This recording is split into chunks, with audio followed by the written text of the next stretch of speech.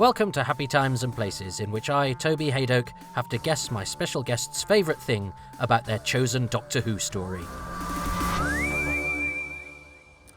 Hello Toby, Peter Ware here, Deputy Editor of Doctor Who magazine. The story I've chosen for you is The Highlanders. Well, welcome back. Let's go up to the Highlands and see what is what and who is going to get a watery grave.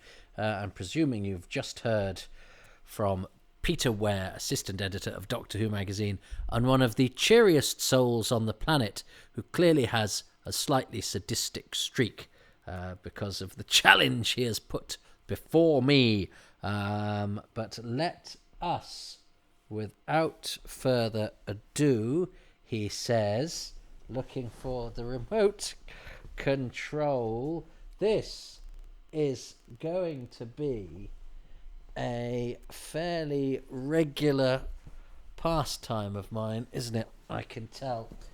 Looking for the remote control with which to start. Here it is. Because fans of Remote Control Gate will be aware that for episode 1 of this I couldn't find it. I used a phone instead. That was a real palaver.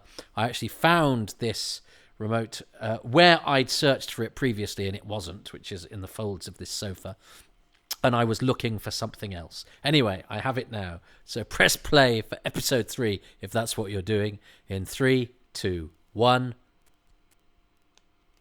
It's The Highlanders episode 3.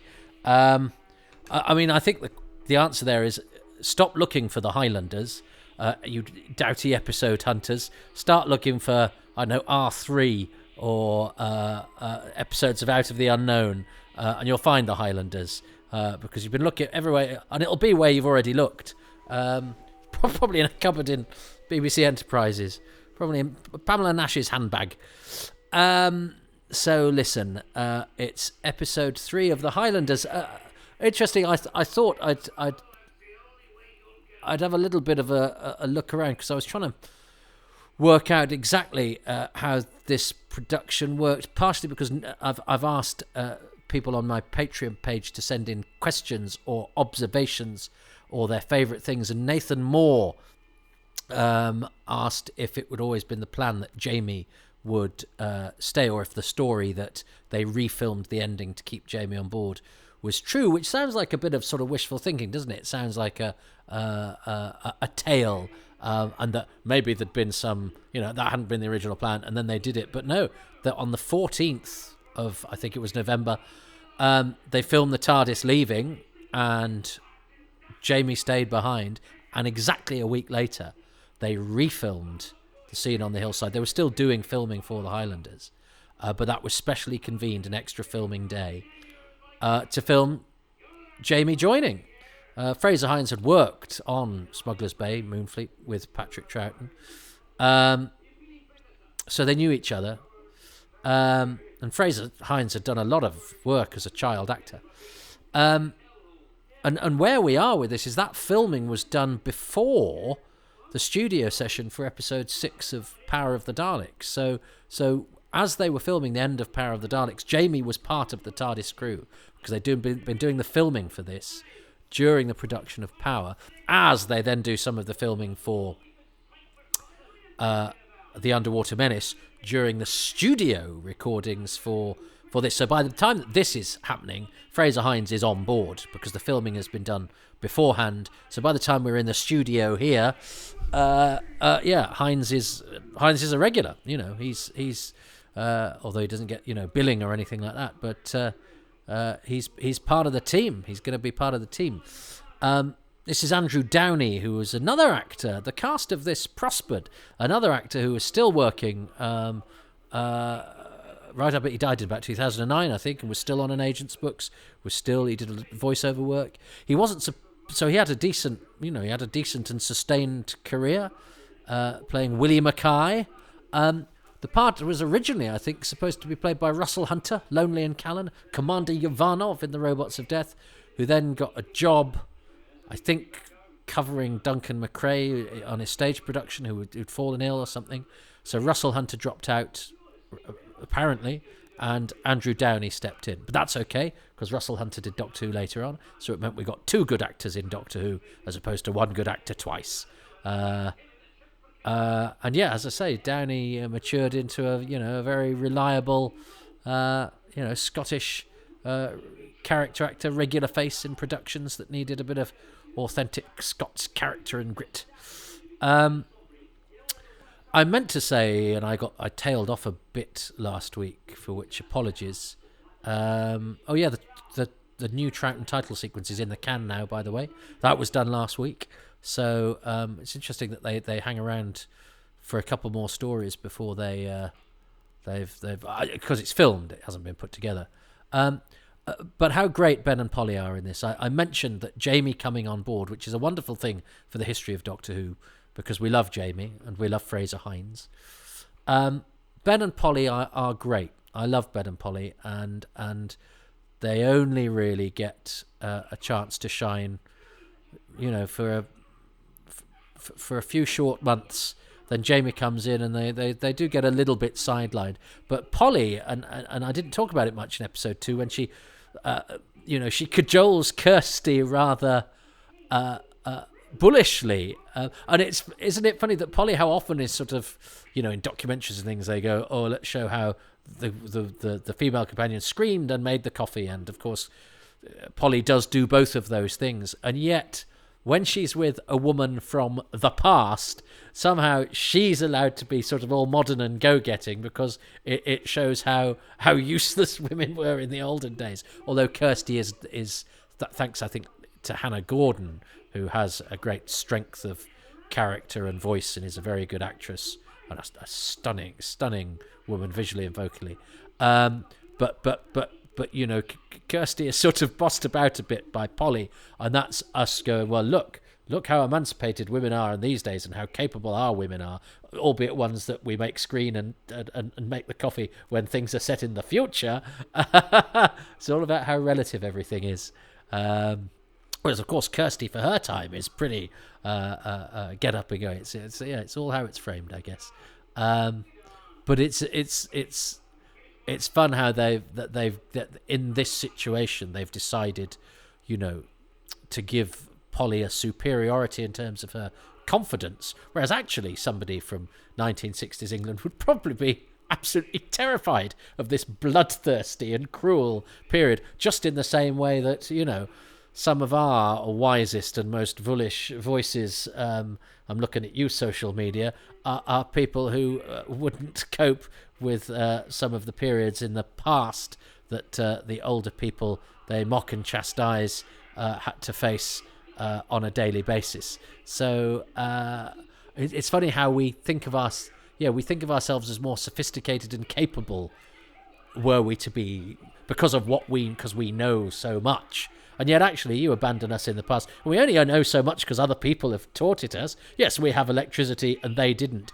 But would you be able to make electricity if you were suddenly stuck in this awful time period? No, you wouldn't be able to do half the things that we take for granted and we can do thanks to the invention of other people now. And you wouldn't be able to do any of the things that they can do then. So we're actually the worst. Modern people are the worst, because most things have been done for us or discovered by somebody else, and we've lost the knack of doing things that everybody used to be able to do. We'd be terrible. I mean, can you sew? People can't even bake anymore. My mum can bake. It's a lost art. I bet Molly the kitchen wench could bake. Anyway, but everyone's terribly dishonest, and there's a lot of manipulation, and I do like the way these two women run rings around Algernon Finch, who I've not mentioned, Michael Elwyn, another actor who has had a fabulous career, still going strong. He is the partner of Alison Steadman, another fine actor. But Elwyn has done so much. He was in one of the more modern TV iterations of Robin Hood. He was Nickel No Bananas. Oh, Steadman was in that. I wonder if they met on that. Done loads of stage work. He was in The Audience with Helen Mirren on stage at the National Theatre, which was on very, very recently. And in fact, I wrote to him when he was in that. It was when I was starting my Who's Round podcast, and he wrote a very nice letter just because he was one of the first guest stars to sort of do interviews. So I think there's a Doctor Who bulletin where he gives an interview and he remembers it very well, and he remembers all the actors, and I think he'd got a few photos that he donated, and so he gave sort of interviews early on, and he's interviewed on the recreation on the reconstruction of that I'm watching now. So he's very much given his time to Doctor Who, and I was badly timed because I think he wrote and said, look, I think I've said all that I have to say, but he still took the time to write, and he still signed a couple of things for me, and I'm very, very grateful to him. And yeah, I think he's been given more than enough of his time, and I'm sure if it turned up and there was an official BBC release, he would. I bet he would jump at it. But sometimes people have gone before you when you're researching things and after people. I bear no. So long as he's on record, that's all that matters to me. But what a terrific career he's had. He was Anthony Eden in the audience with the Queen, and it's a very, very good performance. So a jolly good actor there who's had a career all of this time. So that we're pretty. The cast of the Highlanders were pretty blessed. A pretty a prolific bunch. I'm still yes. That's the point I wanted to make last week about Captain Trask, who, as Willie Mackay has told us, was his first mate. But presumably when he was his first mate, he still talked like Long and dressed like Long John Silver. So it's sort of like, Sailor Jim, yes sir. Sailor John, yes sir. First mate Trask, arr, what be it you want, me hearty? What? Why are you talking like you're not a pirate, are you? No, I be your first mate. Right, you are. Is it International Talk Like a Pirate Day, which is a thing, and I think the human race should be saved from extinction just for that fact. But he clearly must have acted. He can't have started speaking like a pirate once he became a usurper. Unless that's just something that happens when you become a pirate. You suddenly sound like a drunk member of the cast of the Archers. I be bad. I be a bit bad.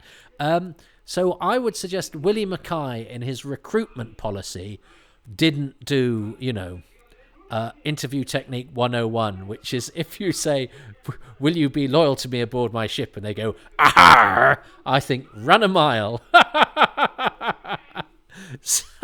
But it's a story that needs its colour. But it is very silly. But it is a ripe sort of show. And I think that saves it from being dry. And I mean, I totally get that the historicals aren't everybody's cup of tea. And I think probably some people enjoy this a lot more than they enjoy the sort of historical that's more my cup of tea. But I still... And I sometimes question myself and go, well done, Ben. Ben is very good. Ben gets a lot to do in this as well. And, of course, he's a sailor, so he's in his element. But I do have to question myself sometimes and go, do I only like the historicals? Because I like to think of myself as somebody who likes the historicals. But the idea of watching a full historical, is that really something that appeals to me more than watching... some proper hard sci-fi with monsters? Would the younger me, if I'd been born, in time to watch Doctor Who in the 60s, would I have really preferred the massacre, which I love, to the Ark? Would I? I don't know that I would. So I don't know if my enjoyment of the historicals is me slightly playing to myself the idea that I like to think of myself as the sort of person that likes the things that it's harder to like. Because obviously it's easier to like a bit of sci-fi in Doctor Who, because that's what we see Doctor Who as, than the historicals that were phased out from here until, brief sojourn in the 1920s with Black Orchid in the Davison era. But, this is the last of the what had been a fairly regular occurrence in Doctor Who of the pure historical story. And, I know some people for whom they're completely not what Doctor Who does. But I think they're often the smarter and more intelligent scripts. Whereas, as I say, this and The Smugglers, I think, are a bit more of the daring do and a bit more disposable, perhaps. But this is fun. And I certainly would love to see it. There's no missing episode to whose existence I am indifferent, partially because we know that Patrick Troughton will bring so much to... Just when the Underwater Menace episode 2 came back, there were so many great moments that you couldn't have anticipated were there, that are only there because of Patrick Troughton's great inventive busyness and his his desire to keep things slightly left field and slightly unpredictable. And he's having a whale of a time here in the dress with Perkins. And I think there's a bit in episode 2, isn't there, where he has a little bit of a face-off and Trask who just goes "Arr!" and then leaves. And I think there's obviously something that's gone on there, but we don't quite know what it is. 10 minutes, yeah. he's a great type. You can imagine him doing a lot of sort of Dickens, old Sidney Arnold, playing any number of sort of obsequious or portly Dickens type of characters. So yes, it certainly looks a slightly bigger production than I'd thought, and it and Troughton's carrying it. The two current regulars, Polly and Ben, both getting a very decent slice of the action. But I think it was the right decision to phase out the historicals, and I've spoken to fans older than me who were around at the time. And even Jeremy Bentham, who's chosen Marco Polo, says that, that's actually more for how he's reappraised it since than the fact that it was his favourite story of the time. And I think we laud Marco Polo now as a great lost classic, and it's got all those beautiful pictures. But if you were a young kid in 1964 who just watched 7 weeks of adventures with, malevolent space alien robot things, and then a couple of weeks later it's a journey across the Gobi Desert with lots of earnest but very well done science lessons. Watch Kieran Hodgson, by the way, on Twitter. He did a brilliant spoof of The Crown, but he's been doing Doctor Who very affectionately, where he's been playing all of the characters on his Twitter, and his Marco Polo is gorgeous. But I think Innes Lloyd has come in, hasn't he, and my God, he had an axe and he was going to wield it, didn't he? I mean, he got rid of Dodo and Stephen almost immediately. Hartnell gets booted out, and in fact, so the historicals outlive those three who were.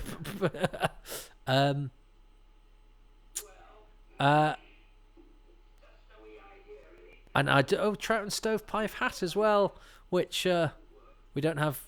We don't have much in action, and I think is rather a glorious thing. But again, it's somebody clearly had a little bit of a word in terms of performance and costume. And there's the famous story, isn't it, of that they took his trousers in by a centimetre or an inch every week because they were so baggy. I don't know how apocryphal that one is, but it's certainly a sign that they gave him a bit of head and then just went, do you know what? Which but he's so good without all of that. And I think he's such an oddball without all of that. And sometimes you don't need to try so hard. And perhaps because I've speaking to his sons, he was a very nervy performer.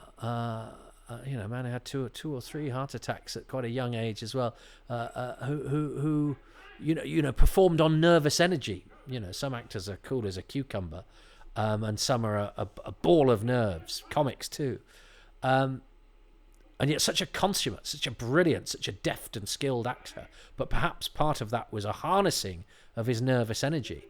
So, and perhaps that nervousness meant that he went, well, I'll throw everything at it.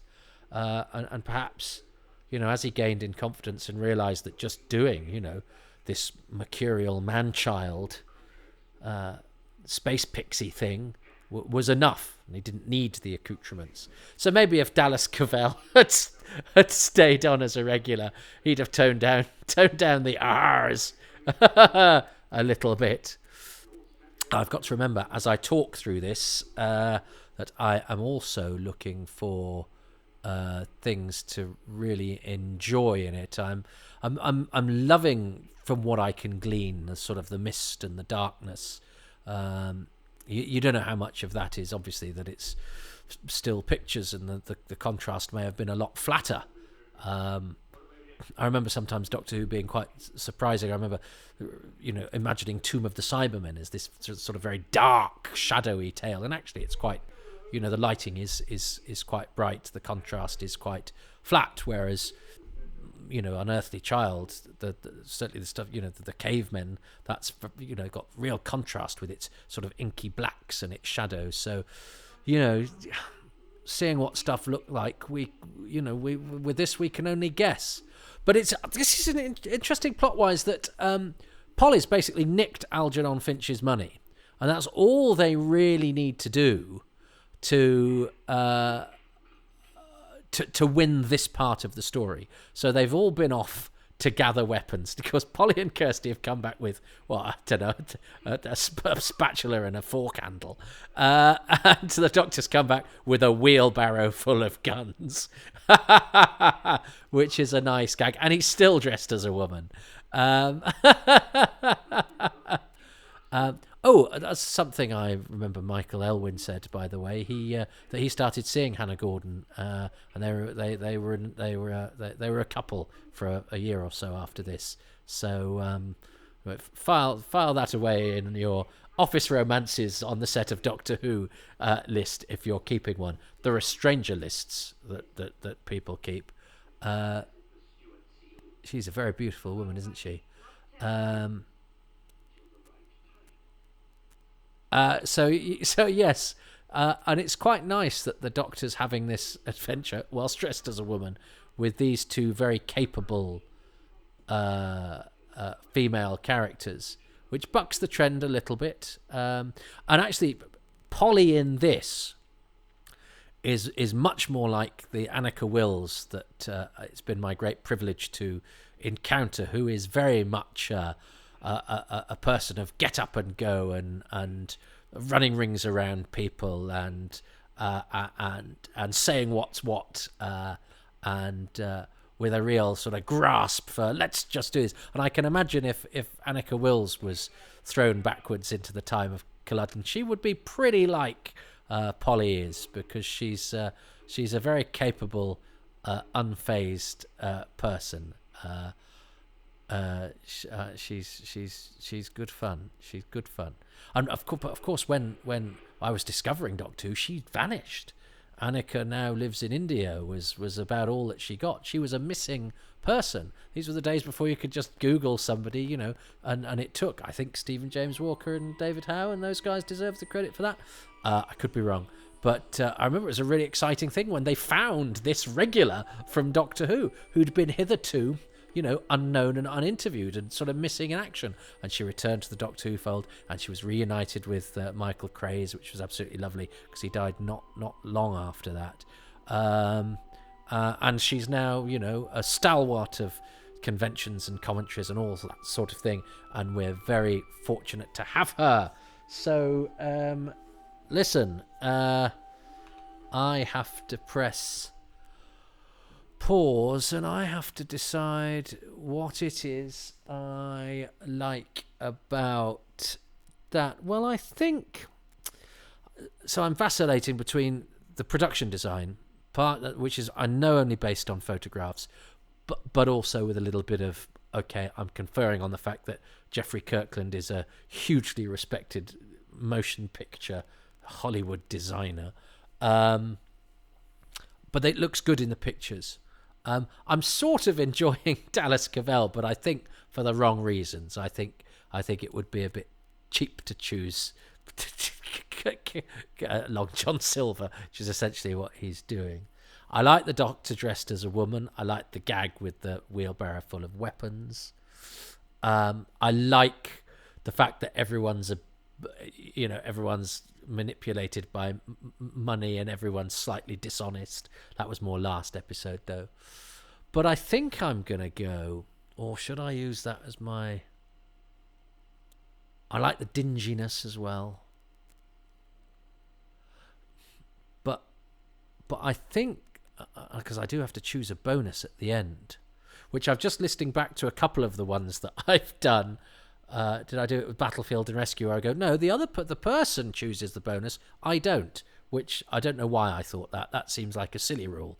So I do have to come up with one extra.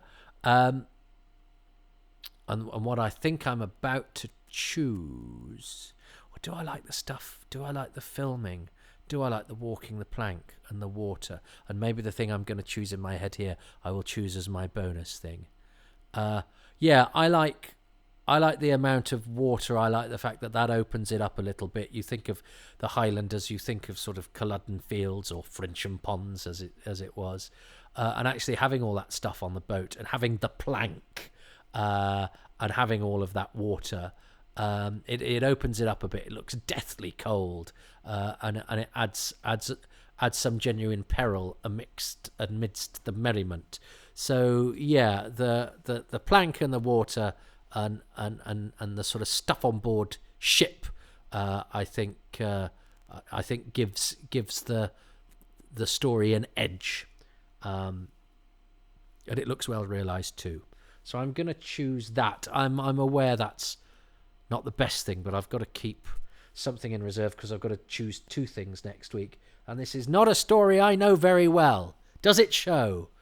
I'm sorry. What's Peter Ware chosen? I'm going to kick him in the balls when I see him. Why couldn't he have chosen something I've seen a lot? That smiling face. Episode 3. Well, episode 3 is the only episode of Doctor Who where the Doctor spends the entire episode in drag.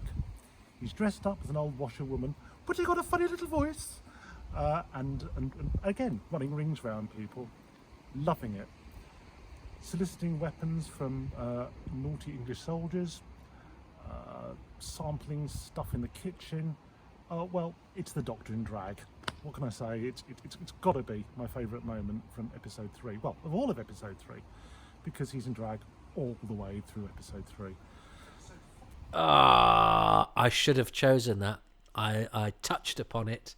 It hadn't occurred to me because I was talking. Yeah, but I did say a couple of times, didn't he? He's still dressed as a woman. Doctor Who is in drag throughout the whole of episode 3 of the Highlanders, and that's the only time in the show's history. Ha ha ha! I think that is a glorious fact. I will kick you. I won't kick you in the balls quite as often as I'd intended to, Peter. I will pull a couple of my kicks for that fact to be injected into this podcast just at the end. I wish I'd chosen that. There are too many instances of this. I need to be more on the ball, not on Peter's, because that is a much better choice. I need to engage my brain whilst my mouth's going on, but it's tricky. I love the fact the Doctor is in drag throughout episode 3 of the Highlanders. I wish I'd chosen that. I didn't. So it's 2-1 to Peter, but I've got a chance to claw it back by guessing both of his things next time as we go for episode 4. And hey, look, if I don't like the way that episode 4 ends, I could always come back a week later and refilm it. Did you see what I did there? I won't. It's cheating, but did you see what I did there? See you next time.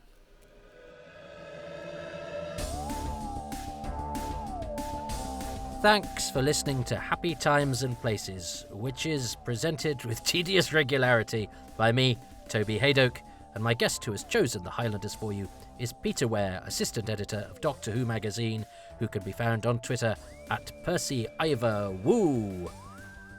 Patrons who have stopped me from being put in chains and sold into slavery this week include Mark Dakin, Barry Platt, Daryl McLean, Andrew Llewellyn, Sabrina Tirabassi, Kit Allen, William Keith, Peter Harness, Matt Newton, Clive Lewis, Richie, and Paul Dahlgren, and Ruben Herfindahl, Rob Leonard, Stephen Moffat, Richard Straw, John Deere, Chris Dunford-Kelk, Siobhan Galichon, Ian Key, Joe Llewellyn, Darren Mackay, and Barry Platt. The music for this podcast is by Dave Gates. The artwork by Dylan Patterson and the thumbnails by Gav Rymil. If you would like to become a patron, you can do so at patreon.com/Toby Hadoke. You can get advance releases, exclusive material, and a badge or two. There's also the option of a one-off payment at kofi.com/Toby Hadoke. But look, you don't have to pay anything. But do you know what's absolutely free? Going to all your podcast outlets and leaving 5-star reviews and lots of lovely feedback, because that just helps with my algorithms. And my algorithms could always do with a little tweak. You can also go to my YouTube channel, and there's a visual version of this if you want to see what sort of moustache I had when I was saying these words. And you can also go to my website, www.tobyhadoke.com, and you can watch me do comedy every Tuesday at twitch.tv/excessmalarkey, where I introduce 4 guests from the international comedy circuit and do a bit more swearing and a bit less Doctor Who than I do here. But it's fun nonetheless. The club's been going for 24 years and has won many, many awards.